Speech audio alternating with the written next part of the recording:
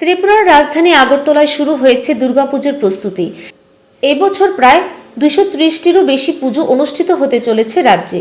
শুধু ধর্মীয় অনুষ্ঠান নয়, দুর্গোৎসব এখন পরিণত হয়েছে এক বিশ্বজনীন উদযাপনে। মুখ্যমন্ত্রী নিজে উপস্থিত থাকবেন উদ্বোধনী অনুষ্ঠানে। বিভিন্ন ক্লাবের উদ্যোগে গড়ে উঠেছে অভিনব থিম ভিত্তিক পুজো মণ্ডপ। প্রতিটি মণ্ডপেই দর্শনার্থীদের জন্য থাকছে নতুনত্বের ছোঁয়া। উৎসব সুষ্ঠু ও শান্তিপূর্ণভাবে সম্পন্ন করতে পুলিশ ও প্রশাসন একাধিক প্রস্তুতিমূলক বৈঠক করেছে। আবহাওয়া দপ্তরের পূর্বাভাস, উৎসবের সময়ে আগরতলায় বৃষ্টির সম্ভাবনা নেই, ফলে নিরবচ্ছিন্ন আনন্দ উপভোগ করতে পারবেন পূজারীরা। এরই মধ্যে বাংলাদেশ থেকে হিলসা মাছ পৌঁছেছে রাজ্যে, যা উৎসবের আমেজকে আরও বাড়িয়ে তুলেছে।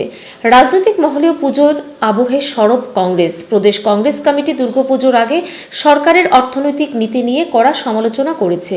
আগরতলা দুর্গাপুজো আজ আর শুধু বাঙালি হিন্দুদের উৎসব নয়, এটি হয়ে উঠেছে ত্রিপুরার সামাজিক ও সাংস্কৃতিক সম্পৃক্তির প্রতীক, যেখানে সকল সম্প্রদায় মিলেমিশে অংশ নিচ্ছেন এই মহোৎসবে।